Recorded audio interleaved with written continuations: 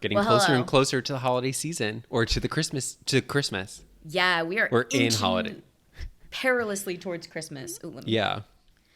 I don't Well, like that. I always hate how Christmas comes up so quickly every year. Isn't it sad?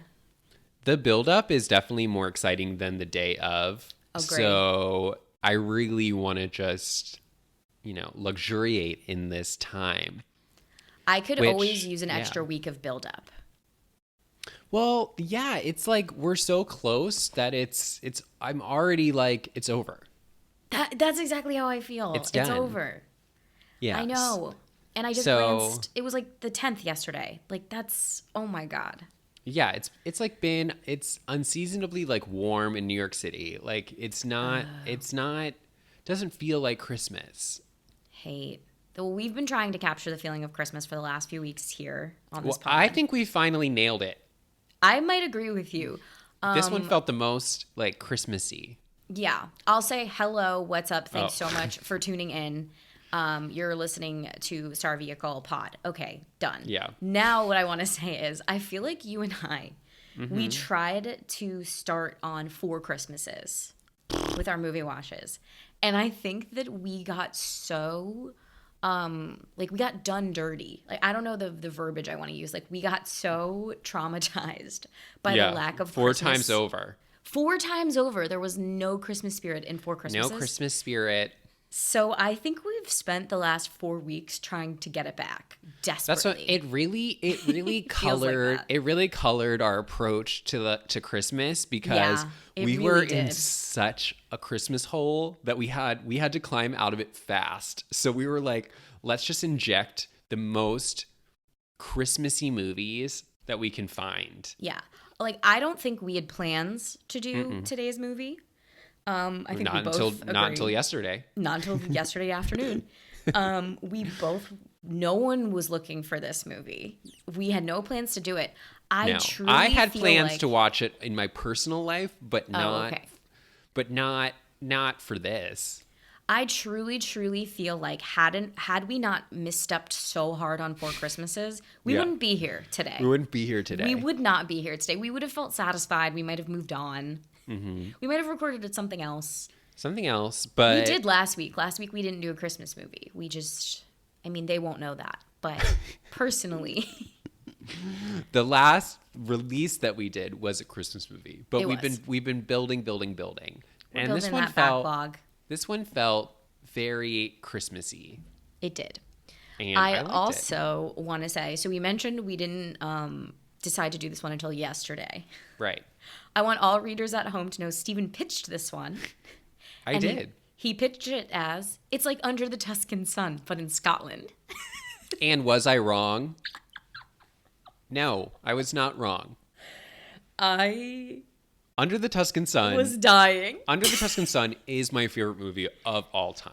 I think How good is that movie? It is the perfect movie It's the from best start to movie. finish. It's my favorite movie of all time. I will never not love that movie. It's everything. It's romance. It's a thriller. Remember? If you don't we know the scream. plot of Under the Tuscan Sun, a woman goes to Italy, falls in love with the house, buys it, renovates it, lives there, finds love. Makes friends with the locals. This It is has everything. the same movie, except it's in Scotland. And I think that we could, or anybody could, make the Under the Tuscan Sun formula work in any country. And in fact, I'd like to see it. So, I agree. I welcome it. Please, Yeah. if you've got an idea. and it could be for a sort of, city and we only. could start naming them sort of like, what was it called? The Magic Treehouse style, where it's like, Under the Scottish Rain. Boom, this one's done. Done. And then we know that it fits into this series. I'm down. And I then want once to we see do it all the everywhere. countries, all the women then come together. And they do Like they a do Marvel. It's like a Yeah. Marvel movie. And they build an ultimate dream house somewhere else. Wait, we need this Yeah. content. I feel Yeah. like It's the same movie. I'm sorry. It's the same movie. I might agree with you. I think yesterday I didn't agree I with think you, Under the but Tuscan now Sun- I agree with you. I think okay.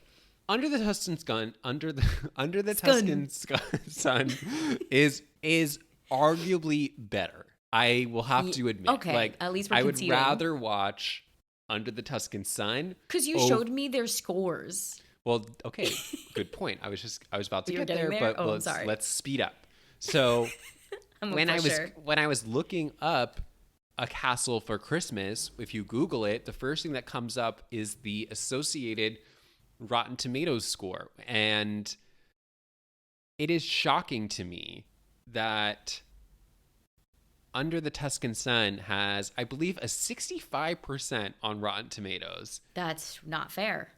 That is insane. That's not fair. That site should be defunct, and everybody Shut it involved should down. go to prison. Mm-hmm. And then Agree. A Castle for Christmas has a 75%, which I think is fine, as long as Under the Tuscan Sun, I keep messing up those words, as long as Under the Tuscan Sun gets a 10-point or a 30-point bump into the 90s. Yeah, I would love to keep them comfortably. I would like to keep Under the Tuscan Sun comfortably ahead of A Castle for Christmas. Yeah. But yeah, that's rude that it's so low. That's how you pitched it. That got me really excited. If you haven't seen the trailer for a Castle for Christmas, do yourself a favor. It's actually really good. Like I love trailers. I love trailers too. And there's nothing that I hate more than a serious trailer. And I love this one because it was just fun. Yeah. Yeah. It was fun. It really sold it. It really made me want to watch it. Yeah. Yeah, it was this movie, or you're like, let's do another Princess Switch. And I was just like, I don't have that in me. I think we need to space those out every year. I think we need to tackle I need those a year for break. the next two.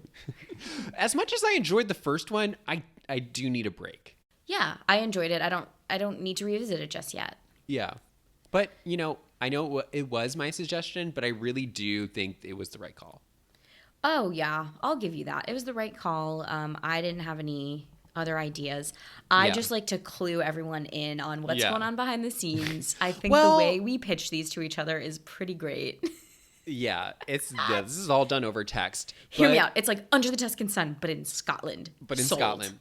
And I do think that there is also, and we talked about this too, like another argument to be made that the only reason that you would want to watch this movie is because Brooke Shields is also starring in it, and it's her movie. So like that was also intriguing to me, because it's like, when was the last time you saw Brooke Shields in something lead a movie?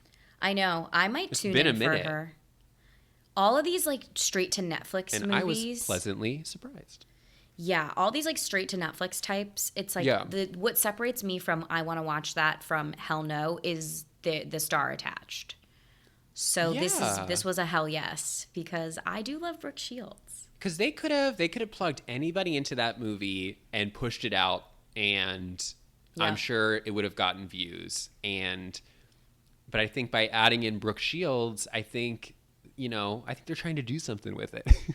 Yeah, and do something they did. This was whimsy. This was so whimsical. So whimsical. Okay, I think I'll read the summary, which I quite enjoy. Super short. I love. It's so succinct. It's great, and for once, I feel like it puts puts our co-star, the other guy, just puts him in his plates in a great way. Yeah, but don't take my word for it. Let me read it to you. Yeah. A Castle for Christmas. To escape a scandal, a best-selling author, Brooke Shields, journeys to Scotland, where she falls in love with a castle and faces off with the grumpy duke who owns it. That's what he is. He's a grumpy duke. He's so grumpy, and he really charted a character arc for himself. And no one else was and he was very rigid with it. It was like grumpy, grumpy, grumpy, grumpy, grumpy, grumpy, happy, happy, happy. It was like, okay. And then it was like grumpy, happy. I felt that way. It was a true, like, I've never taken like a performing arts class, but I feel like when they give you like the model of a character arc for a movie, like on page 1, and then you get like more complicated diagrams later on, he used the first page. He used the first page, one note, grumpy.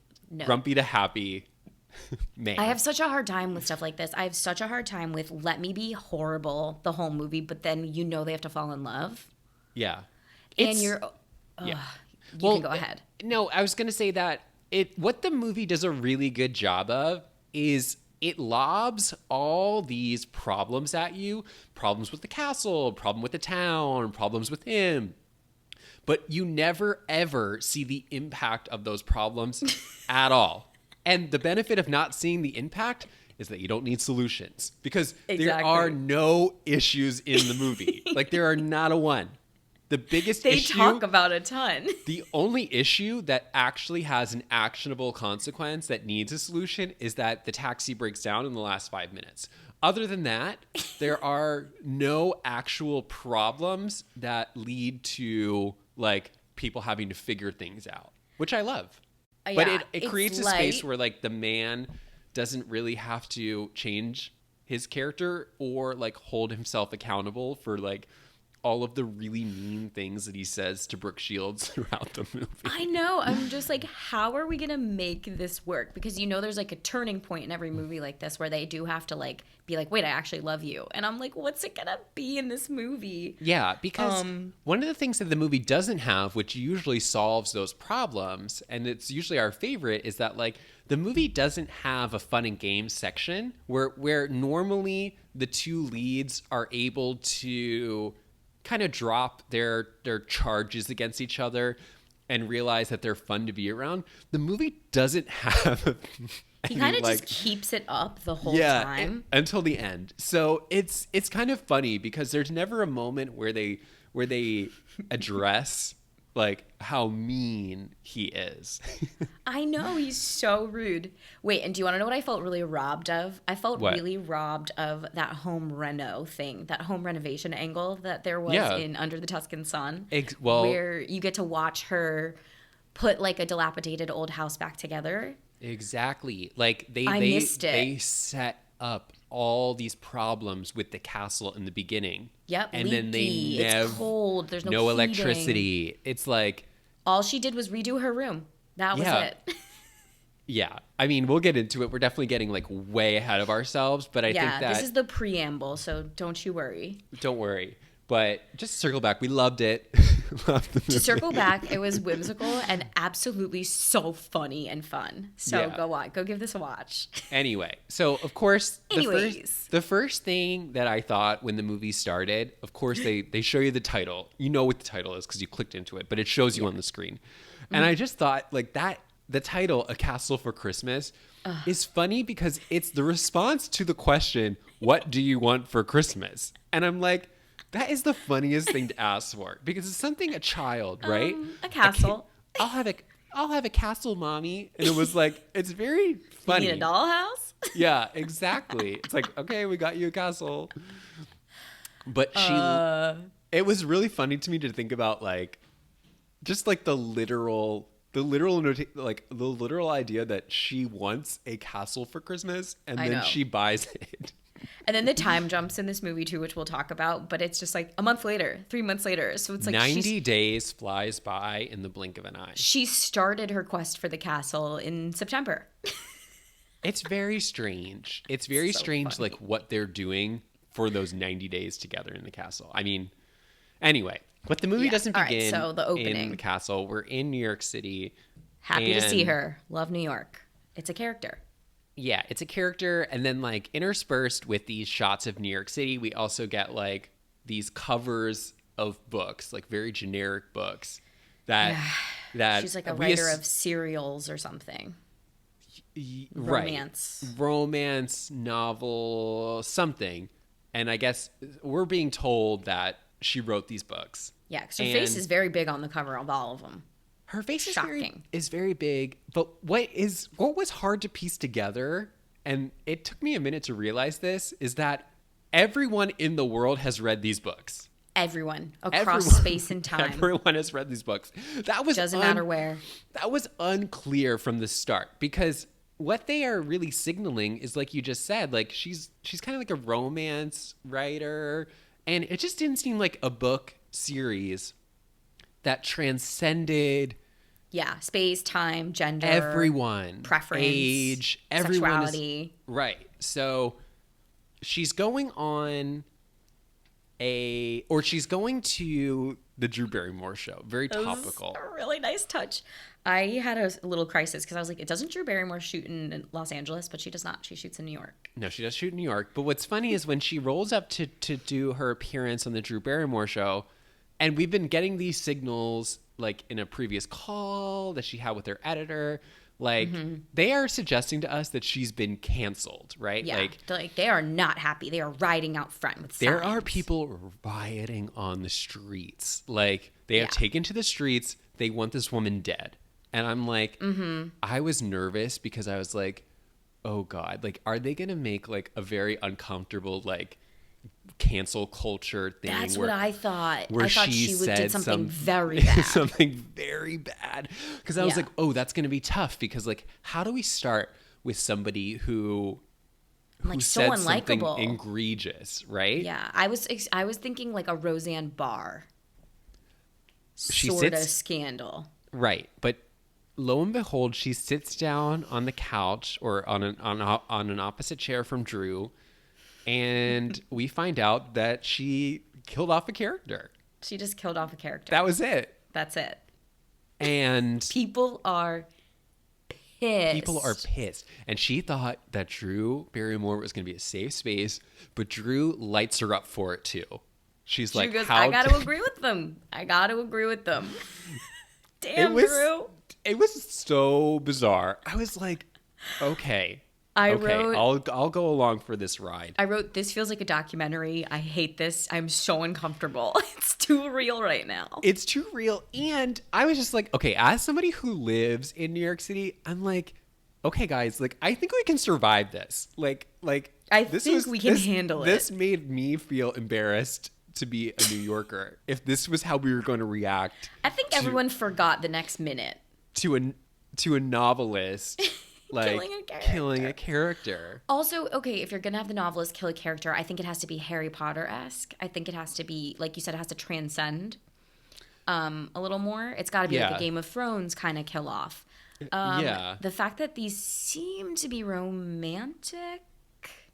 Yeah. Maybe we're putting that on her. That she's a woman, so she must write romance novels. Like, maybe that's actually not true. No, but I think it was romance-based because when Drew is talking to her, she also, like, drags her for being like, wait a second, didn't you just get divorced? And maybe you're just, like, projecting your anger onto the character. And, like, we didn't deserve that. And Drew did well. Drew did so well navigating those actor moments. Like, I couldn't do that job. I could not do that job. Well, I did. That is why I did like the scene because it allowed us to figure out who this Brooke Shields is. Yeah. I won't be calling her Sophie Brown. No. It allowed us to figure out who Brooke Shields is. Why would you? She's divorced. She's a famous author. Mm-hmm. And she's had it. She's had it with these people. And she communicates that by, in her beautiful red jumpsuit, standing up and attacking the camera. Yeah. With a verbal I could have speech. killed him off. I could have killed him off worse. I could have did cyanide. And she just goes on a rampage. Love it. I love a babe out. Yeah. Beautiful. It was funny to me because, like, it's very, like this idea of, like, what would a viral clip look like? It's like, Brooke, act crazy. Just act nuts. That'll do it. Do it.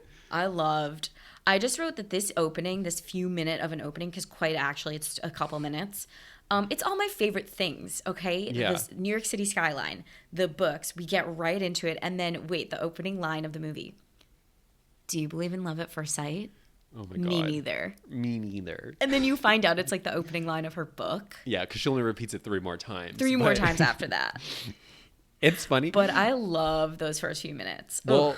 After that, she goes back to her apartment and she's like packing. And this phone call did make me laugh when her college age daughter calls her and like randomly brings up the castle in Scotland. And I was like, I was like, I wonder if this will come back. Like, it was... there's this Vogue article, and it says 60 things I thought of while I watched A Castle for Christmas. And one of her points is, ooh, the daughter brought up a castle. Wonder if that's coming back. Literally. So did I write that fun. article? It was Yeah, like... did you write this article? I think this is you. Okay, it just made me laugh because there's a million ways we could have got Brooke Shields to like go to Scotland.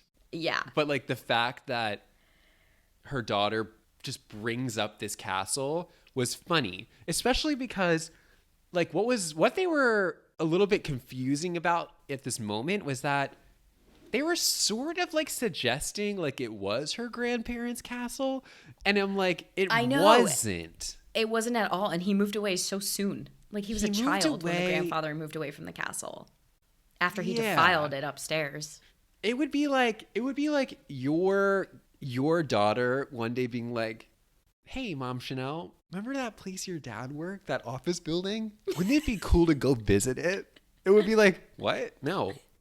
Why? Why? Yeah, the daughter there. He worked. He didn't like. He didn't build the castle. He didn't build the castle.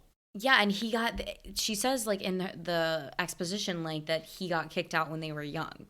He went and like carved his name upstairs, and they found him. And which is wrong. It's vandalism, and his family. Even if you work there, you can't carve your name in a wall. No. And his family got like ousted from the castle, the McGinty's, quickly. Yeah. Well, but while the grandfather was still a boy. But she has that picture of him in 1959 in front of the castle. Oh, we know. And can I just say, Dun Dunbar feels like a typo. That's what I said because I thought Dun Dunbar. I said that must be someone's name. Dun Dunbar. Castle Dun Dunbar. Castle Dunbar. That is what I would like them to call it. Castle Dunbar. When they're like Castle Dun Dunbar, I'm like, did you stutter? And they always repeat. Stutters? They always say it. Like they'll drop castle and they'll just refer to it as Dun Dunbar. And you can remind yourself because she has it on one of her mugs that she drinks from. But that's got to be something lost in translation. Maybe Dun is like the. Probably. I don't. My Scottish isn't where I would like it to be, but it's. I'm not there yet either. Don't beat yourself up. But anyway, she listens with one ear to her daughter, and she's in Scotland within the first 10 minutes, probably even sooner, actually. Within the first 5. She's in Scotland. Within the first 5, actually, yeah. And we love this time and time again in a star vehicle, and I'm going to say we definitely doubly love it in a Christmas movie like this. Waste no time getting me where we got to go. Yeah, and... we love it. I love it. Love to see it. It's like this beautiful little Scottish town. Idyllic. She takes a cab ride from this guy who is the only cab driver in town. And I appreciated the subtitles there. Loved. Yeah. They wanted you to scream with laughter, but it was appreciated. I was like, oh, okay, that's what he's saying. Yeah. It was... oh, right. When she gets off the airport. He's like, you're American, blah, blah, blah. And it's like the translation is like, you're American. Yeah, it was... and Brooke's like, what? He takes her to like the hotel that she's gonna stay at. The local inn. They've read the book. They've read the book, but it reminded me of our favorite article of all time, Shakespeare in the Bush, because... oh, I was gonna say American Girl Cafe. No, because... my day at the American Girl Cafe. No, it was very Shakespeare in the Bush because it was like, love Shakespeare in the Bush. Different cultures read this differently. Yes. They were all like, oh, you killed off that guy. Yeah, we hated him. We hated him. This is her like perspective shift midlife movie. Love it. Totally. Love it. There's like a cast of characters at the inn. Mm-hmm. And like one of them knits, one of them sweeties, bunch of sweethearts. Yeah, one of them like kind of runs the group. Another guy is getting over his like partner passing. Yeah, Another hasn't spoken since. Bakes goods. And then what I thought they were setting up here, which I think would have made more sense, was that like each of the people at the hotel, they have like a unique skill, like knitting, the woman who she becomes really good friends with, like she's like clearly like the organizer of the group and like is a good manager. And then the woman makes baked goods. I was like, and then once we find out that the castle is in financial trouble, like they can't keep tourists in, I was like, oh, she's gonna bring them in to run the tourism at the castle. Yeah, didn't happen. They all have a skill. It didn't happen. Didn't go down that way. I was like, that seems so easy. I need to see an earlier shooting draft. Right? Maybe politics got in the way. Maybe they were like, we need more Carrie Elwes to spice this up. It just seemed weird to introduce these characters who had clear skill sets that would fit into a tourist destination and then not give them Yeah, because like they didn't work at the hotel. They didn't have jobs. Oh, I know. So it was like they had time. I feel like it's almost rude. They almost, at this point, at the end, they almost look like freeloaders. Because you're like, you have all these skills, fucking use them. Use them. You're sitting here at the pub all day. Use it or lose it. Knitting in a circle. It just felt that weird. Was funny. I was like, okay, we're not doing that. But well, we have our movie brains on when we're watching, and we're looking for those tenuous connections, and we're just not getting any payoff. Yeah, right. Didn't happen, but Brooke is like one of those famous, not Brooke, her character, but I'm just going to call her Brooke. She's like one of those famous people who clearly loves to front as somebody who doesn't like being recognized, but she likes to be recognized. Loves it. Thrives off of it, actually. She like, it's almost like for sport, she goes to small towns hoping to be recognized. And you've read my book. It was like, oh, you did? That's so weird. Like, you probably hate me right now. Oh my God, guys, give me your worst. And then they're like, no, sit down. I like almost wished she went to this inn and nobody knew who she was. Well, and it came out later. That's sort of where I thought it was going, was that not like it. They would not recognize her. It would kind of be this mystery, like how she's able to afford this castle. And then... Yeah, because I think they made her a little too successful. She's had too many bestsellers to the point where there's no motivation to go to a castle to write a 20-something bestseller. And as who cares? You have enough. And we see throughout the movie, especially towards the end, like what they are communicating to us throughout the movie is that she has more money than God. Like, exactly. She has enough money to like solve all the problems in the world. So... Yeah. And pay off all the mortgages in town. Exactly. We'll come and find. So where I thought they were gonna where I thought this was going was that they weren't gonna know who she was, and since she's there to write a book, like I thought she was gonna like write a book about these people, and then that would cause drama. Like they would be like, hey, we befriended you, we let you into our group, and then you did this to us. Like I didn't like that. But yet again, the only thing we know about her is she's a writer, and the only thing she doesn't do when she's there is right. But I do want to say that one of my favorite dynamics in movies, and you see this in hundreds, is the dynamic between the writer and an editor. The frustrated editor. Oh my God, those endless phone calls. Like, it's like how many time is money, baby. What are you doing? It's the same trope. Like the scene of the writer like lying and being like, I started, and you see their computer screen and they write and then it's like then they backspace it. Yeah. I was like, wow, this is a classic movie relationship between writer and editor. I absolutely squealed when we looked at her screen and it was Microsoft Word. Microsoft Word. And I was like, you don't write your book in Microsoft Word. I'm 100% positive. Well, not just that, but I was like, I don't know a lot about a lot, but I don't think that to write a novel, you just start, right?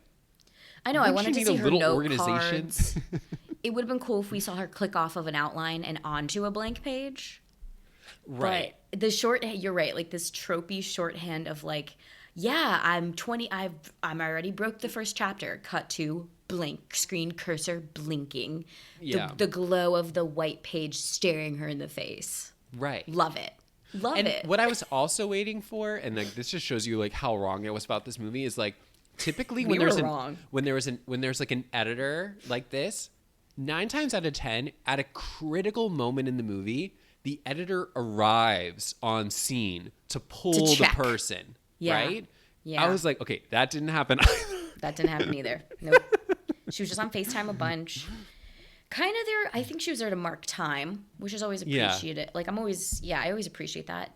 How many pages do you got? It's been a month. You know, stuff okay, like that. this actually goes back to what we were just talking about her magnitude as a writer. It's like, okay, she's her editor since her 4th book. They tell us that. Yeah. And page 1, 4th book. if she's been her editor since her 4th book, that means she's also made an insane amount of money. She's good. To be that pushy with arguably the most popular author in the world. If I was Brooke Shields, I would have been like, "You're fired. Sit See you later, down. lady. You're You've clearly lost your money mind." grubbing, and Yeah. I'm not here for it. Yeah, I'd been like, "It's Christmas." I was like, "Enough is enough." I know. For all the things they were very pointed with and all the information that they kind of spoon feed you, like, and we're supposed to lick up. The one thing that they didn't really harp very much on is I think she's there to unkill the guy. Or, like, that's what the editor says. Like, the editor's like, they want another Emma Gale novel, and you have to unkill. You have to right this wrong that you've put the country through. Right, You've made people sick, and you need to right this wrong. And Brooke Shields is, like, having her midlife crisis moment where she's like, no, he had to die. So we love a strong babe. But, okay, we have to get to the castle, I think. Yeah, because, okay, we're on minute 8. Now we're on minute 8, and she's... Folks at home, this is quite actually minute 8 in the movie. Okay, before they get to the castle, this is really quick. No! She's in her room, and she goes, is Dun Dunbar far from here? And right she's over like, the hill. The woman's like, she's right there. Like, it's right. I was like, there are 3 things in this town. Like also, you didn't look up that the castle is paces from your bed and breakfast suites. Exactly. Like, you know you did. You do your research. Randomly book the hotel, like hoping that it's close. It just sort of made me laugh because what was funny about the scene is that they direct your attention towards the window. And she says, it's just over the hill. Yeah. Now, you would expect to see the castle outline over the hill. I was expecting to see it. There's nothing. It's just a little It's just a landscape. I don't know why, like, it just made me laugh because, like, clearly they were, they didn't have an inn across the street from the castle. I know. I love, like, subverting expectations like that. It was just a funny line to add in because, like, obviously the castle's nearby. You didn't need to show us. They had a lot of funny lines in this. I mean, she bikes there. How hard could it be? I lived for those biking scenes. Those were beautiful. Definitely under the Tuscan Sun-esque. Oh, very under the Tuscan Sun. Oh, I loved it. Some of the music choices during those biking sequences were... Yeah, like so kiss. The next day or whatever that day, she bikes over to Dun Dunbar. Castle Dun Dunbar, where a frustrated group of tourists is leaving. They refuse to buy anything from the gift shop. They just can't get out of there quick enough. Yeah. They're like, not worth it. Don't go. And they're like, oh, I'm sorry. You've just missed the tour. And she's like, well, can I just like wander around? And I was like, absolutely not. They're like, no. In what world? In what world can you just wander around? She felt real entitled to the grounds of this castle. She just felt like she feels entitled. But we, as the viewer, you are still sort of operating with this knowledge that this is her grandfather's castle. You think. Well, that would be the only reason that you would feel entitled to walk around the castle. So at this point, what I was expecting, and again, I've been wrong about everything in the movie, I was expecting them to take her on a tour and at the very end be like, hey, what's your name? And then she says whatever, and then they go, she's royal. Like, this is your home. Like, what are you doing? And then she goes, I know. Yeah. I was waiting for that too. Didn't happen. They didn't give me anything that I wanted. They gave me what I didn't know I wanted. Which is nice. It was fun to be surprised at I love surprises. Every twist. So Carrie Ellis gives her a tour, and right away, disgruntled groundskeeper. Disgruntled groundskeeper, but there are like these scenes where, like, I don't know why, but like when they talk, they get so close to each other's faces. Like from minute 1, he's like, he was just so intense, so scary. Would have thought he got violent with women in the past. And I was like, we need to watch out for him. He's scary. Yeah, like what they wanted you to think was like, ooh, hot. But like it came across very uncomfortable. Predatorial, scary. And like, okay, so imagine you go to a tourist destination. There's a licensed tour guide, so you think. And he says, no, I can't give you a tour. But then some stranger working outside says, I'll give you a tour personally. Follow me. I say, I'm all set. No, thank you. I'll come back tomorrow. But she doesn't. She goes with this madman into the house. Yep. And it's a normal tour. It's a normal tour. Castle. It's nice looking. And then at a certain point in the tour, he like gets called away because there's like an opportunity for them to maybe have someone do a wedding. And then Brooke sneaks off into the upper part of the castle. Very Beauty and the Beast. She's going to the West Wing. She's not allowed. The West Wing, forbidden. Okay, and again, I know it's a really small moment, but it made me laugh. Okay, the West Wing area, and I'm only calling it the West Wing because that's the only reference I have. It has like a movie theater rope blocking it off. You know, like can't go past here. Okay, I don't know why this made me laugh so hard. Instead of just this is a comedy. Instead of just stepping over it so he wouldn't know where you went, she like unclipped it. I was like, and then she walks up the stairs. I know, like it was one of those things that clearly like they didn't think about it when they were shooting. They didn't think about it. But like I'm sure as Brooke Shields, she was like, oh, if I want to get past the rope, I have to unclip it. But it's like then he finds her in 30 seconds. Like yeah. Also her hand, she's like closing the door. Oh my God. And her hand is like closing the door, and then he comes up and sees her hand. Yeah. And I'm like, oh, you think you're being smooth. She goes up to check on like this wood carving into the door that her dad did, which is we then find out is like the reason why him and his family or her family were like kicked off the grounds. But and this was where I really found him to be really irredeemable is that okay, he was absolutely irredeemable. He catches her in the West Wing and she's like you know what? I'm sorry, but look it's at my this. Grandfather's name, yeah. He could care less. She could have been speaking in Spanish. Like he was just like, and what next? He's like, get out. And as the audience, you really are waiting for that moment. You're waiting for the realization to wash over his face. Like you're waiting for family. his like draw. She belongs here. Correct. And at this point, we don't know, and certainly she doesn't know, that this is his castle. Yeah. We think he's just a groundskeeper still because he's in a jumpsuit. He's kind of dirty. He's overworked. He's kind of brutish with her. Yeah, and he's just irredeemably mean, like you said. And he's just like, how would you like it if someone like barged into your house like this? And I'm just like, wow, okay, all right. Yeah, it was very. Ugh. Looking back on the scene, it makes more sense, but. In the moment, it's so confusing because you don't know what Brooke Shields' relationship is to the castle yet, or the idea that you have is wrong, and you don't know that it's his castle. So it's kind of like two strangers arguing about nothing. Like it's like, yeah, you're right. Like there's no stakes. You know nothing at this point. You don't know he's literally the Duke. You don't. There's no way for you to know that. There's no way. Because if you're listening, they don't want you to know. They don't want you to know. And if you're listening to this and you're saying I knew, you're wrong because you're kidding yourself. You didn't know. You're a liar. Two strangers arguing about. Two strangers. Nothing. Nothing that matters. Yeah, it was so bizarre. It was the most bizarre scene. He kicks her to the curb, and he's like, "Get out and don't ever come back."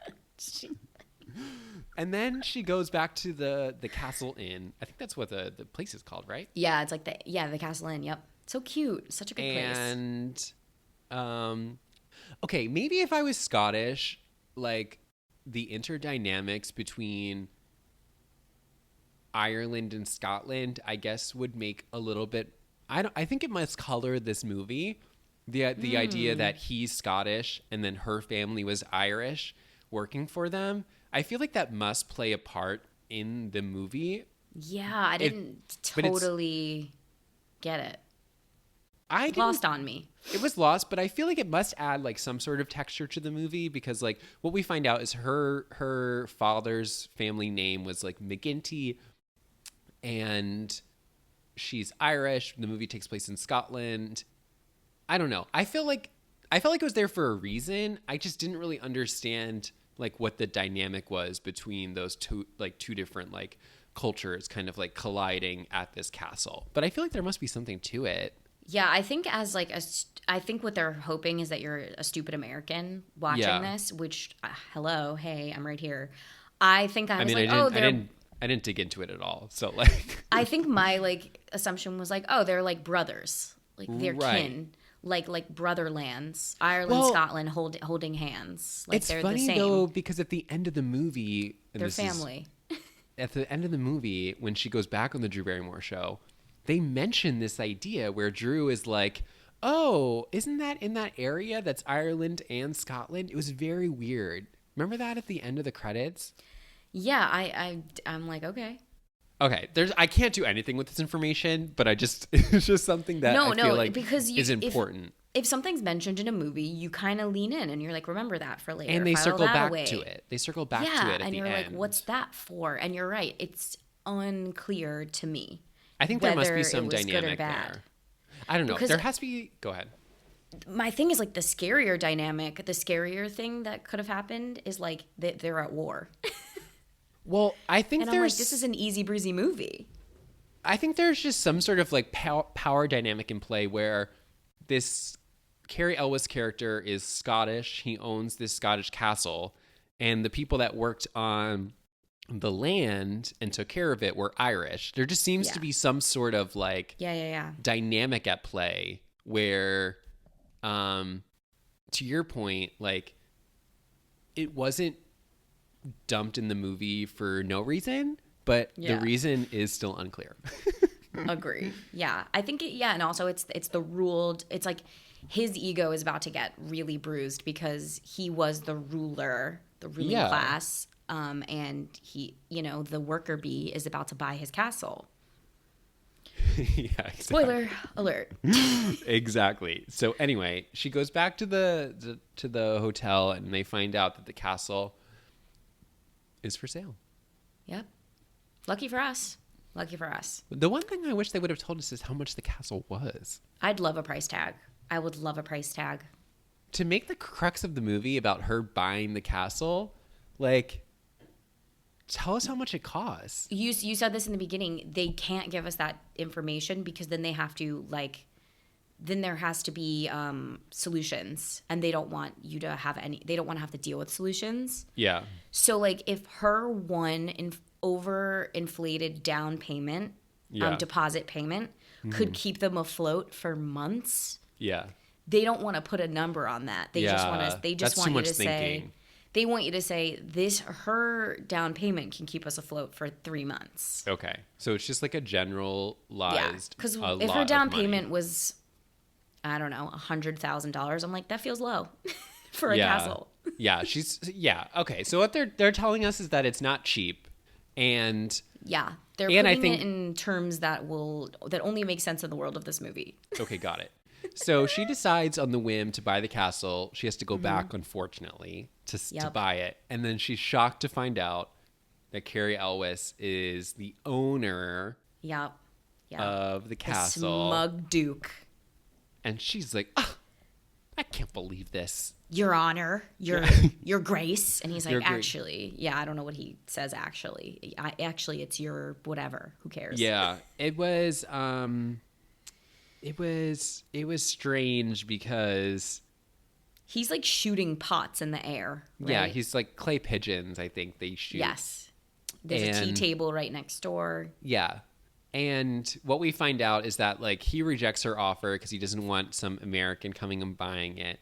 And then we find out from like the mortgage provider that if he doesn't take her offer, then the bank is going to seize control of the property. Yeah, you just gave the Dun Dunbar to the bank. And he's like, Dun Dunbar. Dun Dunbar.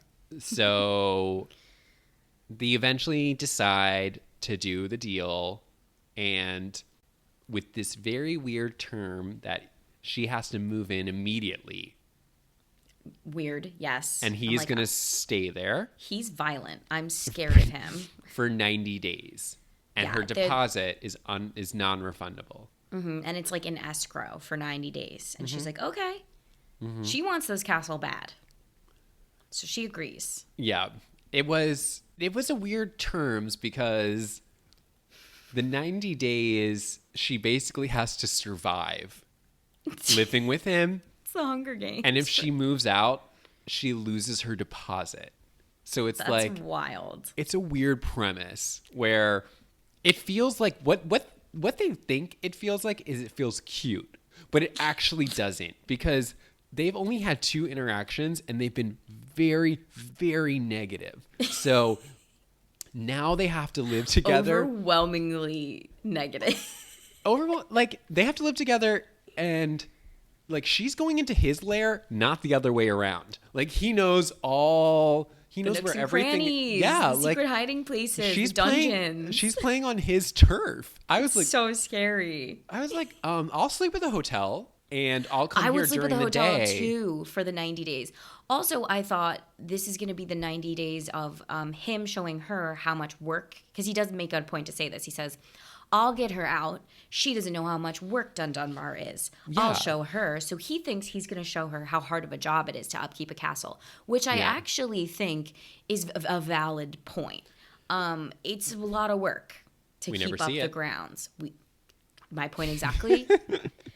We never see him. We don't even see him give a lesson in how to clean anything. Nothing. Not how to fix it. Not how to fix a stone. Yeah. I'm expecting a montage at the very least of him being like, this is what you have to do in the garden. This is how you have to weed. We only get one montage in the movie, and it comes towards the end. There's no montages in this movie. At the end where he misses her. He's remembering. And it's almost like she's dead. But we'll get into that. Those are my least favorite types of montages. They're it was so corny. Bad. Anyway, but you're right. Like, he takes her on a tour of the castle. Again, the real tour. And this is where I was like, okay, this movie is going to get good because he's showing her how the work that has to go into it, all the issues, and like you get to see all the cool areas of the West Wing and like the real castle. And then what's weird is he goes, okay, the castle has 12 bedrooms. He puts her in the most dangerous room. The leaky, freezing one. And she accepts it. It's weird she accepts it. It is so bizarre. She doesn't go, no, I'm going to take one on the first floor where there's heat. I'll sleep in the living room. Like, I'll take the couch where there's a fireplace. Nope. It was first weird. Room he gives I didn't understand it. She takes it, and I think the movie is trying to get you to go, oh, he's not getting to her. She's going to go, okay, fine. No big deal. I like it here. Okay, got it. I like being cold. You know, we all know that kind of person. I did that to my siblings a lot. Yeah, like, okay. You get this one. She like almost wants to prove a point. Like you're not gonna you're not gonna deter me. You could get so sick in a room like that. It was freezing cold. It scared me. It was freezing. I've been freezing at night. It's the worst feeling. There's damp water. Damp it was air. very, very dangerous. But shivering in the middle of the night is truly the worst feeling in the world. I hate it. Yeah. It was so cold. It was I don't know. It felt, the movie thought it was going into this cute category where it was like, oh, she's going to show him. But it really, like, also dangerous. Adds another tally into, like, he's a madman. And he is playing this sick game on her to be like, let's see what you can handle. Yeah. And it's uncomfortable. But she handles it like a champ. And I will say this. It does give us... It gives her an excuse for the rest of the movie to always be draped in a cloth of some sort. She's always got an oversized scarf on, a blanket. I love the clothing in this movie. It was Me so too. It was cozy. Gorgeous. Yeah. It was cozy. The only problem is that like the lighting was so dark that her... and I don't want to call anyone out, but the makeup artist, I don't think did a great job. The makeup was bad. The makeup was bad. Her foundation was so caked on, and it was just a shame because like she's so beautiful and she looks great. It was just like it was too overdone for the casualness of the movie. Like, she got up and she had like a full face of makeup on, and combined with that, like, her hair looked great, which is fine. I get it. You're in a movie. But you're right. Like, below the neck, it was like sweater, sweater, sweater, like casual skirts. She had a lot of maxi skirts, to be honest. She was dressed to the nines, and I appreciated it. She looked gorgeous. Yeah, it was just, face just didn't match the vibe of the movie. I know. I did right. Brooke Shields could not have been happy about how she ended up looking in this movie. And her eyes were so dark. I at first wanted to blame the lighting because, okay, in a Christmas movie, normally you kind of get that soft, like, blown out face look. Like, if you've ever watched, like, Giada De Laurentiis on the cooking channel, her face is like, it's just blown out. Like, all the dark circles under her eyes have light coming at them. Yeah. So, well, we don't have that. There's no soft lighting yet, especially in this dark, damp castle. Yeah. So the lighting is quite hard and harsh. So you can see all of Brooke's, like, fine lines and whatever. And I'm down for it because I love I love a woman who doesn't pump her face. Yeah. But you're right. With the eye makeup, it was so dark. It was dark. But so I just feel like Brooke ultimately couldn't have liked the outcome. Yeah. She's a businesswoman. She is a businesswoman. Yeah, you're right. But luckily she's able to have her friends from the inn come and help her redo her room, which was really funny to me. Nuts. Just really transforms. If I would have walked in afterwards, I would have said, oh my God, how am I going to tell these people that I don't want any of this stuff? Like, it was the ugliest stuff I've ever seen in my life. I'm just like, clearly the room needs structural help. But they made it seem like some yarn and a fire really just could do the damn thing. Just and I'm like... just like knits everywhere. And I was like, you're right. Like, that's not the problem, ladies. Like, these are Band-Aids, and we need a mason. We need somebody who's able to patch the walls. We need a contractor. Is anyone in this knitting circle a closet contractor? Yeah, it was like, okay. I would have been like, okay, thanks. Like, see you later. But it seemed to really help because the room looked a lot warmer after that. And there was no more leaky ceiling. And she's still wearing cozy knits, but now because she wants to, not because she has to. Right. Like, yeah, it's her choice. It's not because of the weather. It's because she's feeling good. I need to pause and ask you, is Brooke Shields a hairdresser? This movie? What? Wait, what are you talking about? The green hair. The knitting circle friend who also bakes. So you made it a point to say everyone has, like, a hobby and, like, a thing. Yeah. Does Brooke Shields make it a point to do everyone's hair? Does she? Do you remember that she does the girl's green hair? Oh, is that why she says towards the end when she gives her the dress, it matches your hair? Yeah. Oh, okay, got it. Yeah, I guess. Was so confused at this point in the movie. She doesn't have a whole lot to offer the group. Brooke is like the only one not really bringing too much to the table. And then it seems like they were making her little small town hobby hairdressing, which we never see. You're right. I honestly, it glossed right over me. Because it takes place off screen. Because at the end when she does give them the dresses, she says to the girl, "Look, it matches your hair." And I was like, she has brown hair. I was like, what are you talking about? It was so confused. The green pieces. Oh, okay, got it. Didn't notice that. I think I'm blanking on the exacts of it all, but she does the whole town's hair because at the end someone's like, "You guys look different." It's trying to make the point that Brooke came and, like, transformed this small town. Okay, and she has something to offer them. She's something to offer them, and they all go around and they're like, "She did my hair. She did my hair too. Look, she did my hair." And I'm like, "Is Brooke Shields a hairdresser?" It's so confusing. Got it. So okay, noted. That was my little addendum. Okay, Brooke Shields is a hairdresser. Okay. Let us know. Okay, Write so it. this like main chunk of the movie is now where Brooke Shields finds out that her ex-husband is going to get married on Christmas, and then that sort of just becomes the motivation for her to really just kind of forget about all the mean things that Carrie Ellis has said to her and just live in the moment and just kind of have fun with him. And we're treated to some, like, nice scenic shots of Scotland as they drive around and do things. And the abridged fun and game section, the section we wanted more from. But it's not even fun. It's really just like them driving around and doing and like looking at things. They go to another castle, which he's like, "Don't you want to move here?" And she's like, "No." And No, then I want yours. I want yours. I like yours. And there's so much banter where he's like, "Oh, let me show you to my favorite room," and she's like, "Don't you think it will be my favorite room?" And they're like, "It's like we get it. But they're flirting. They're flirting. We're supposed to believe that. Yeah, and oh my God, he's still so scary to me. So scary. What I thought, and again, I'm wrong about everything. What I thought this section of the movie would be is like, okay, here's the problem. The problem is that the castle is not making money from tourists to sustain itself. What's the solution? The solution is Brooke Shields is going to help revamp the castle, redo it, bring people in. Drive tours. Nothing. They don't do any renovations. They don't do any product strategizing. We don't see them making any new merch. Like there's nothing.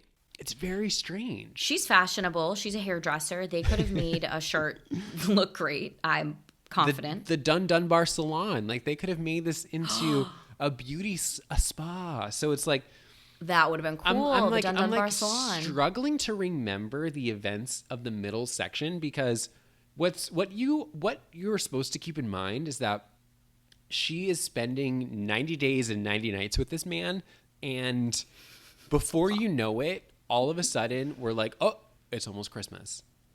Yeah, they do some time jumps. They go, it's been a month. She's still here. Yeah. And the midpoint is the turning point in their romance, though, when she does take him to the pub after and he kind of loosens up. Oh yeah. So after they've been spending time together, they go to the local pub. Brooke Shields does this like weird like Russian jig dancing, which I think it's Irish, but okay. it felt out of place, but think she's Irish. Think we got that. She's doing a jig, and she's really the belle of the ball. Everyone in town likes her, and he's a little stiff. Very stiff. It doesn't seem like he gets out a whole lot because every time he's out, the community's like, "Oh, you're here. Oh, good to see you." But what's weird about it is that like, what they're also suggesting is that all these people are living on his land. This is the confusion. Okay, because what he eventually communicates to Brooke Shields is that the only reason that I'm selling this is because I owe money on the land that everyone in the town lives on. So I guess like we're operating from a very like feudal understanding where like these are the serfs who like live on the land. Yeah. But what's weird, what doesn't make sense about it is that what I would expect, okay, this castle is old, like 500 years old or something like that. Yeah, I thought the mortgage would be paid. The mortgage would have been satisfied by this point. Like, I think they've got the original deed. Yeah, because normally what the problems are with those old castles, and I think this is where they made a mistake, is that like, okay, you know how you can go on like online and you can like, oh, you can buy this castle in Italy for $1, right?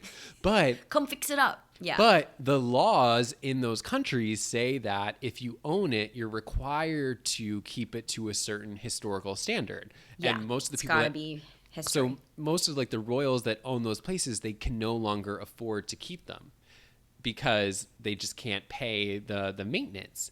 But that is different than not paying the mortgage on the land for the town. I know. I felt so dumb. I'm like, okay, let's just say he owes money on the land. Right. Everyone who lives on the land is supposed to be paying him rent. From what I understand, he wanted everyone to keep their homes. Correct. So he stopped collecting rent from them. So therefore he could no longer pay the land. So therefore he was going to lose the land. So everyone was going to be displaced by the bank. Let's pretend that it's taxes instead. It's almost like he didn't pay his real estate taxes for this community. And now the bank is going to repossess it.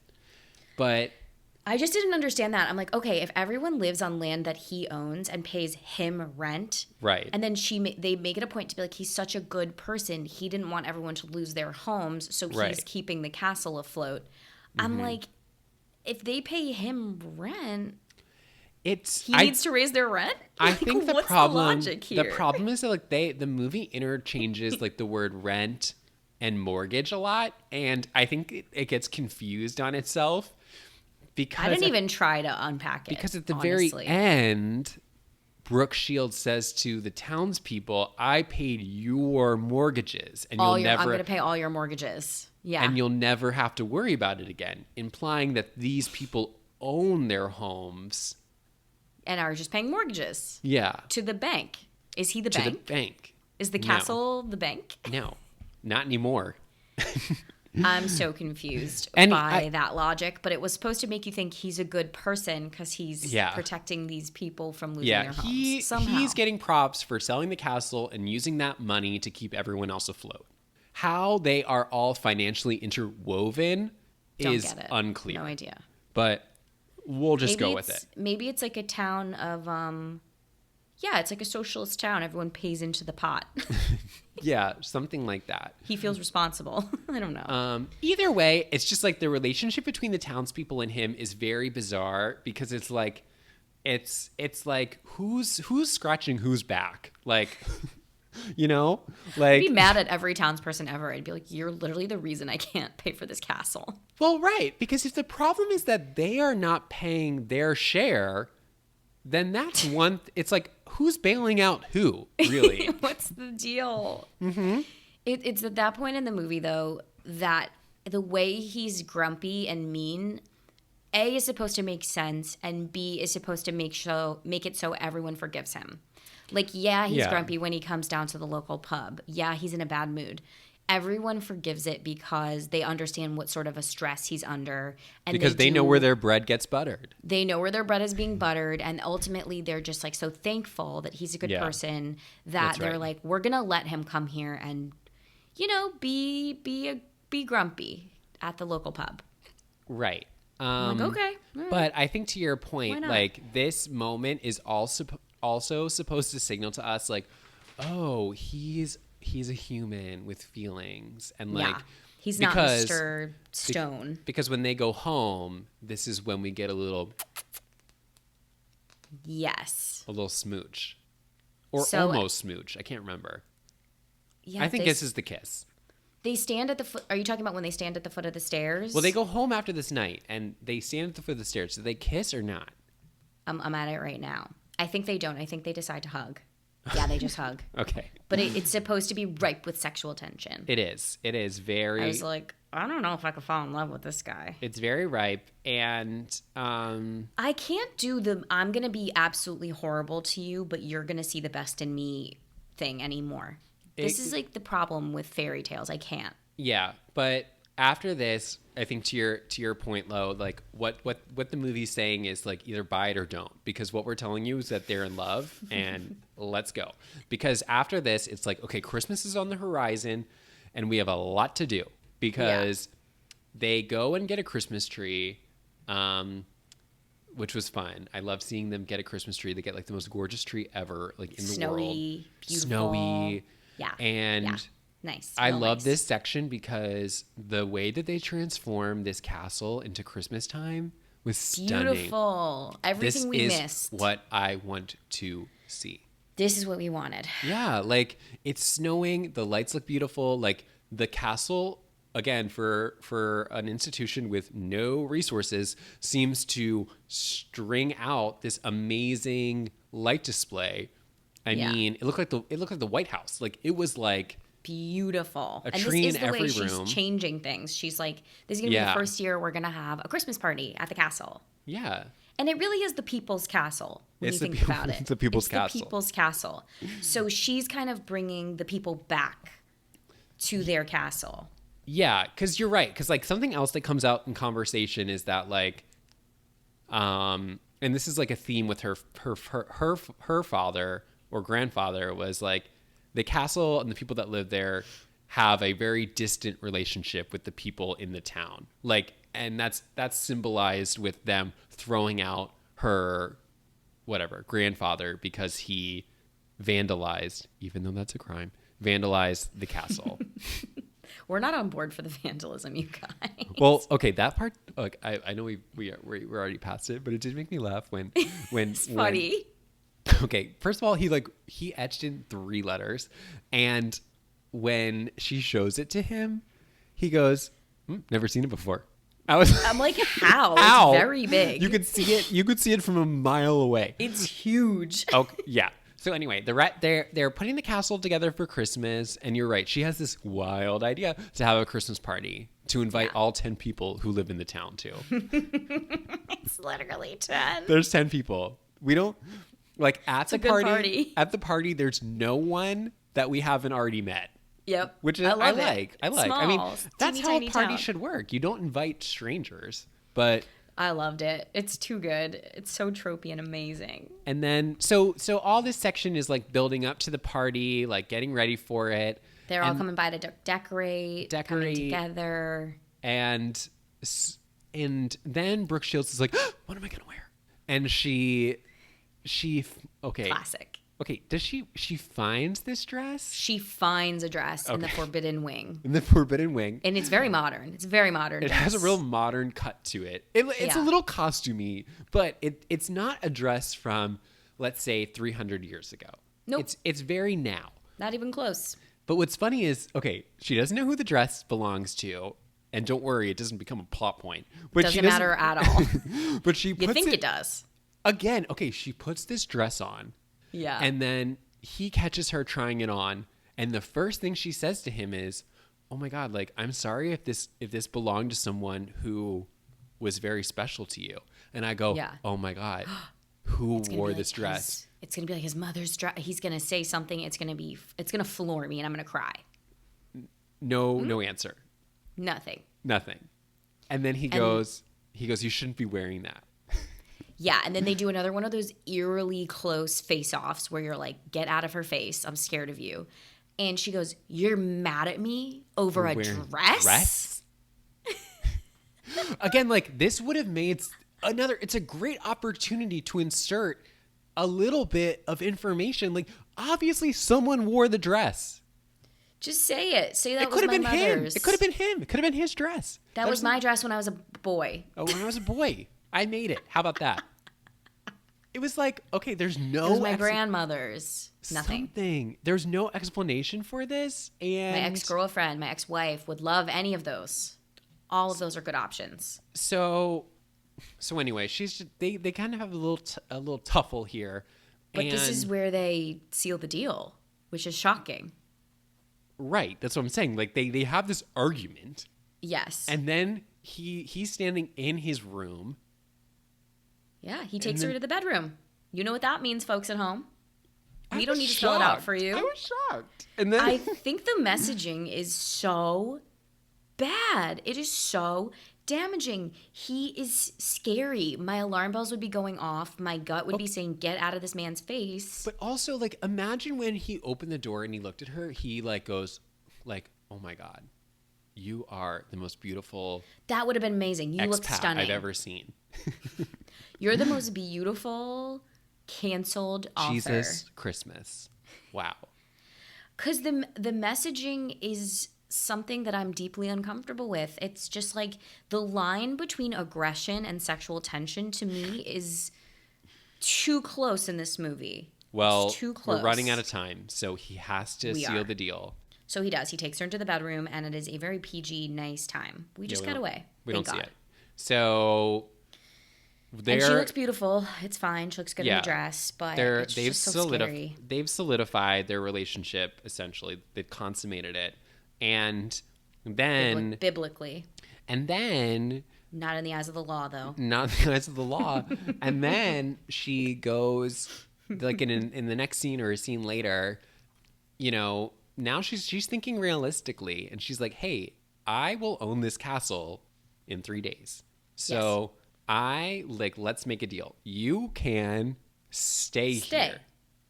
Now, what she says is a very general, like, "You should stay here with me." Yes. And instead of him asking for a clarifying statement, he goes, "Oh, so let me guess. I can be a tenant?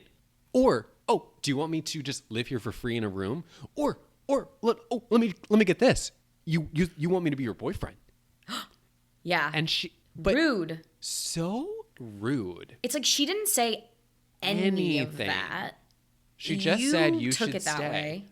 First of all, they've only been on good terms for 3 days. So like of the last 90. when I heard her offer, like what I heard was like, hey, I like where we are going. I'm not ready for us to just break things off. Like, let's just stay. Like, I want you to stay and see where this goes. That's what I heard.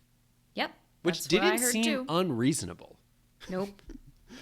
No, he was like, oh, what? You're going to let me stay in the castle that belongs to me that's been in my family for generations? And I'm like, well, sweetie, buddy, you sold it because you didn't know how to manage your books. She bought it. And... Because you're too busy being charitable in the town, I guess. Exactly. We think. I don't know. And for whatever reason, this proves to be the last straw for Brooke Shields. And she's like, the deal's off. I'm out. The deal's off. Yeah, keep my deposit. You got what you wanted. She goes back to the inn. She lets the group know she's outie. And they are so sad. They're sad. They're like, can't you just stay? Like, tomorrow's Christmas Eve. Yeah, just stick around. Just till tomorrow. And she's like, no, I'm gone. So she gets in a cab. And this was actually like, this was I thought the best acting in the movie was when she gets in the cab and she looks back at them and she cries. Yeah, in the cab. I thought she had great emotion in this movie. It was like actually really well acted. And I was like, because something we don't get in a lot of these movies is like an actual cry scene. Like a lot of star vehicles, they don't usually give you normally what you get is you get the come down from the fun and games section where a new problem emerges. But since we didn't have that, like we get this cry scene, and it was really, I really liked it. It felt very like, what I liked about it is that she was crying because she was walking away from her friends. Like she wasn't really crying for him, just because of him. Like just because of him, yeah. It was because she just found a family here. I thought her acting was phenomenal. She had amazing emotion. She was always had the tears at the ready. She's really good at welling up.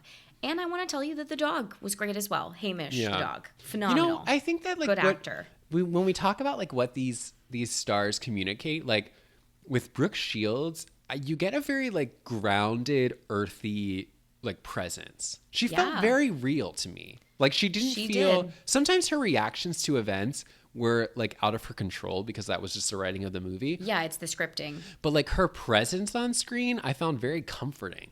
Yeah, I find her motherly. She brings like a depth of emotion to things that is of like a true movie star. Yeah, and like the way that she looks, like obviously she looks amazing. She's like a movie star and she has all the money in the world to take care of herself. But like she also presents as very like accessible in terms of her look. Like she's not like she doesn't come across like some inaccessible star. Like she looks I wanted very to critique, like I said, the lighting or the makeup or whatever, but ultimately she looks great and she looks her age, and she in a character that probably could come across as selfish and rich or whatever, she kind of comes across kind, motherly. Oh yeah, I never got those vibes from her performance. She never comes across as entitled. Like, you know, like what we didn't get like a Renee Zellweger in Newentown walking into the Scotland thing and being like this room is disgusting. I thought I booked the presidential suite.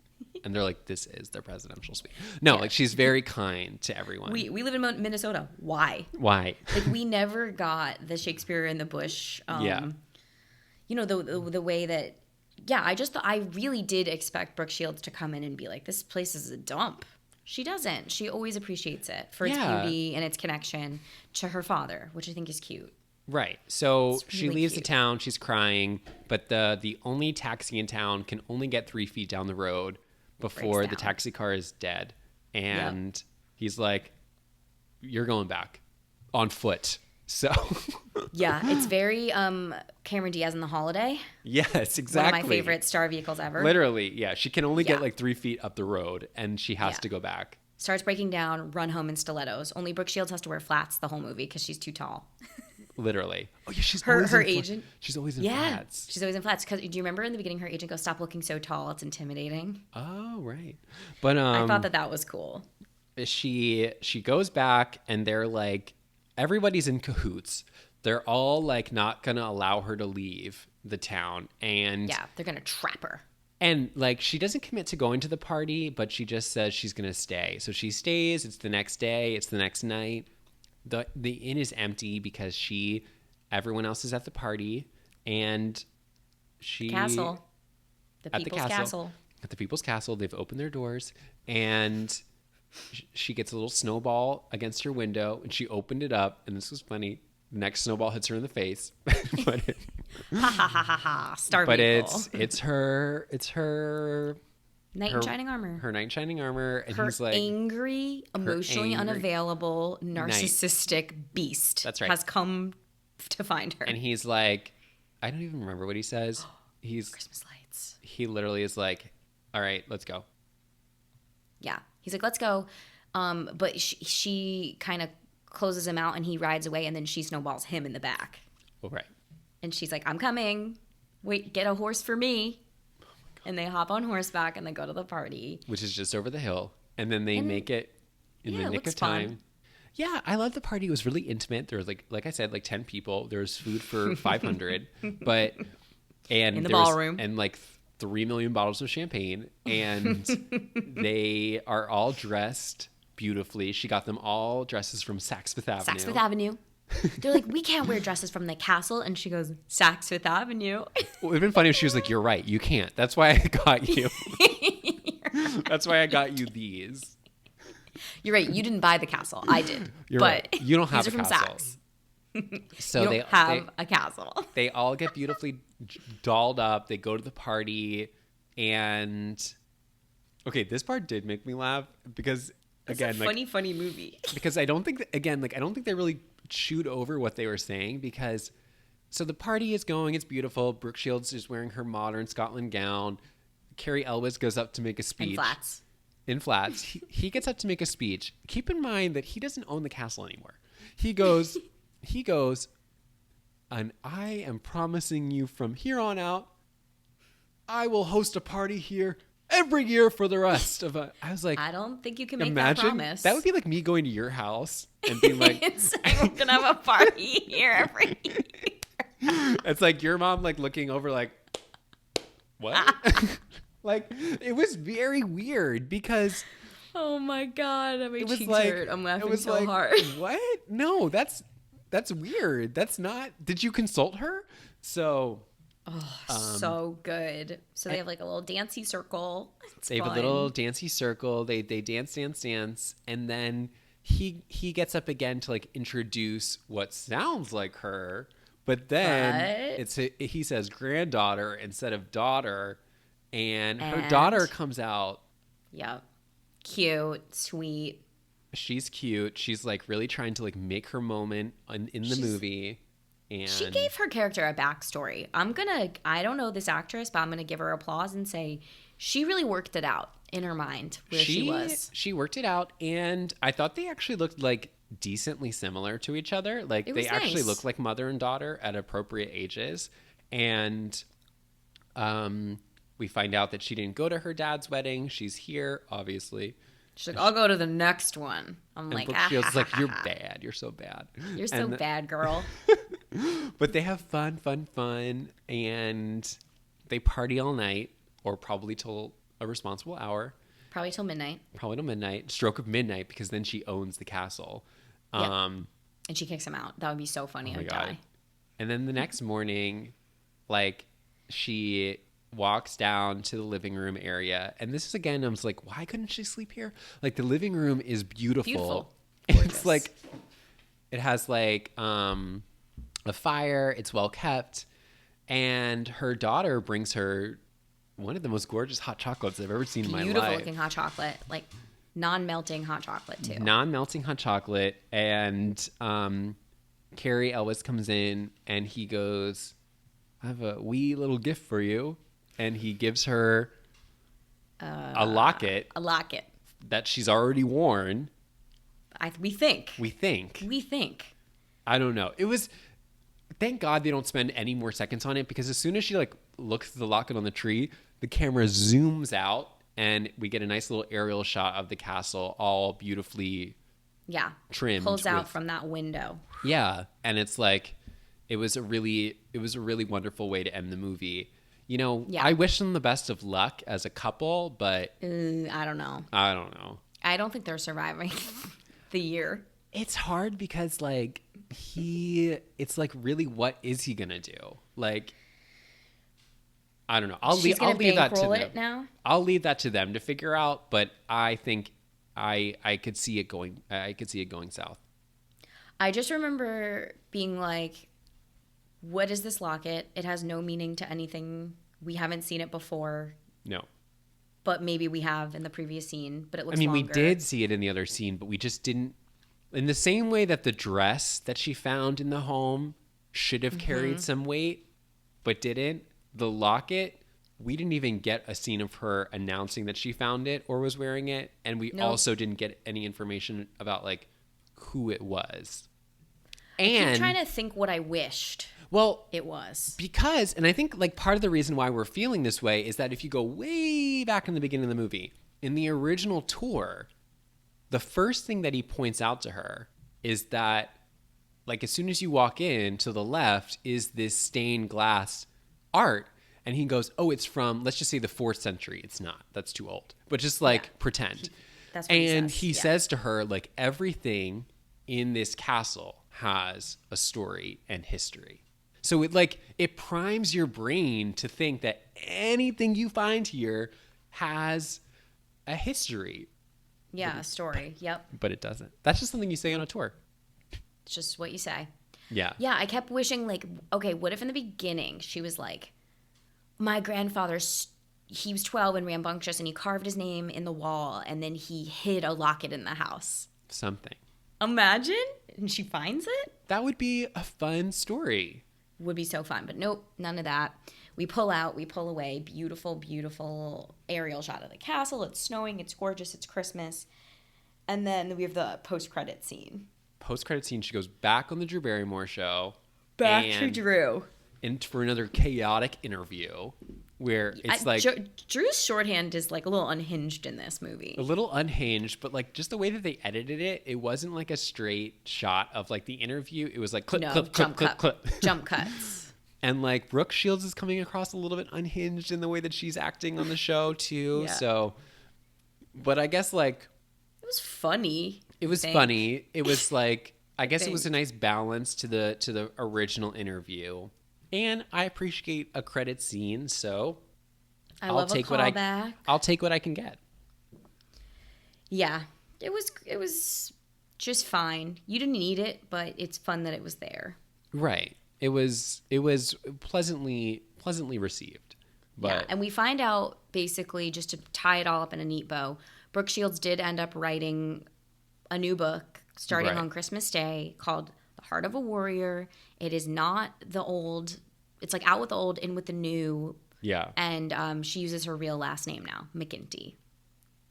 She's no longer whatever her name was before this, because I don't know. Yeah, I don't know. I don't remember. So, I don't remember. Unimportant. So, yeah, it was what a journey she had in 90 days. What a journey. Man, I don't know. It was like we said at the top, it's very similar in overall idea to Under the Tuscan Sun. And I think that what it doesn't do, though, is it sets up a lot of premises, but it doesn't necessarily follow through with them. And thank God, at least, that Brooke Shields is there, because I found her to be like, if she wasn't in there, this movie, I probably would have turned it off, because it's like, yeah, same. It's tough when like a movie constantly sets you up to think one thing and then it doesn't deliver. Like at a certain point, it's kind of like, okay, like what world are we in? Like, what are we talking about? But at least her performance was like so grounded and felt so refreshing that it was like, it helped me stay interested in the movie. Agree. Yeah, she's finding motivations in places where I would be like, there's no out for this. There's no way to perform this. No. Like, I have to act like I love him when he's just been like this for the whole movie. Like, she's finding her actor motivations, and it's helping me and helping you as an audience chill out at least, and be able to watch this movie. Yeah. And she's kind of like, she's like, I'm not stressed, so you don't need to be stressed. Yes. And if you just want to, oh my God, saddle up to those townspeople. Yeah. Get into the Christmas spirit. Look at the decorations. Oh my God, the Christmas lights on the castle are breathtaking. The snowy landscapes. Yeah. Beautiful. Perfect. Right. You do have to ignore the fact that I think he's an abuser. If not physically, but definitely emotionally. Emotional wreckage. Yeah, he is very toxic. He'll make you think. You'll buy a castle, put a down payment down, have everything in writing, and he'll make you think you don't have it. Yeah, I mean, I think you go back to the general premise. It's like, it's not like he was going to use those 90 days to show her how difficult the living in a castle was. He frames it like, I'm going to use these 90 days to terrorize her and scare her woman out of this castle. So it's like, that dynamic is a little bit icky, but it's like, but what the movie wisely does is like, they don't really do that. Like, that would have been like really hard to stomach if he was like setting up booby traps and like setting up a haunted house for her. Imagine they went full Home Alone on this one, and he does have booby traps. Well, I thought that's where they were going in the one scene where she's sleeping and her door starts rustling. I was like, oh my God, he's going to pretend it's like a haunting. He's going to haunt her. But it would have been so just the funny. dog. Again, I was wrong about that too. I was wrong about everything. I was wrong every step of the way in this movie. Every step of the way. Every step of the way. But I I remember thinking, holy shit, that's Farm Boy. Carrie Elwes from Princess Bride. Didn't know it was him the whole time. Didn't know it was him. I think we talked about this off mic actually before. Yeah, he doesn't in the same way that Brooke Shields conveys a presence, his performance doesn't really work the same way. Yeah, he just, I liked what you said when you said he clearly just charted his anger. Yeah. Through the movie, and his reference point was just the anger he felt in the first scene. He just kept it. Yeah. I would have really liked to have seen more nuance from him. I think what would have been nice if we really wanted to find a way to endear ourselves to the character, was there had to be a recognition that, okay, it's okay for him to be angry, but where his anger really lies is actually like with himself. And I think if we would have gotten a scene where he came clean about, I've been really difficult, I've been really angry, but like what I'm realizing is that this is actually all my fault. And I'm actually just like projecting my anger onto everybody else. Redemption would have been nice. Yeah, like it's redemption on the one hand, but it also like shows you that he's like self-aware, because he just drops the anger, but we don't really get that recognition that he knows that it was wrong to be angry with everyone else. Angry in the first place, yeah. Because all that the townspeople want to do is help him, and Brooke Shields literally saves his life by buying the castle. So like, he really shouldn't be rude at her. Saves his home. Yeah. You're right. Like the way he drops the anger too, and the way she's so quick to just be like, the snowball just gets her right back on board with him. Yeah. I'm like, he's gonna get angry again. Probably tomorrow When they have to clean and there's up. not gonna be, when they have to clean up all the decorations. When you got to clean up the solo cups. Yeah. Is when he's gonna be mad again. Right. Oof, right. A really uneasy feeling. Good luck, girl. Anyway, good luck, girl. Thanks for letting us spend time in your castle, guys. Overall, I would say this. If you're at home and you're like looking for a Christmas vibe movie, put it on. It is worth like the trip down Christmas Lane. If it's in the middle of July, will I put this on in the same way that I would want to watch Under the Tuscan Sun? No. But next Christmas season, do I see myself potentially watching this movie? Maybe. Yeah. Hopefully there's a sequel. Hopefully they print to switch it up. Yeah. I'm ready. A castle and the surrounding town for Christmas. She buys up everyone else's homes. A castle and a hotel. She buys the inn. Yeah, it's like Monopoly, but in Scotland. She collects all them because she has so much money. Yeah. Yeah. I want to say that through this pod, it's very fun to shit on these movies and laugh at them. But a Christmas movie, especially a Netflix Christmas movie, has the same sort of connotation as like a Hallmark Christmas movie.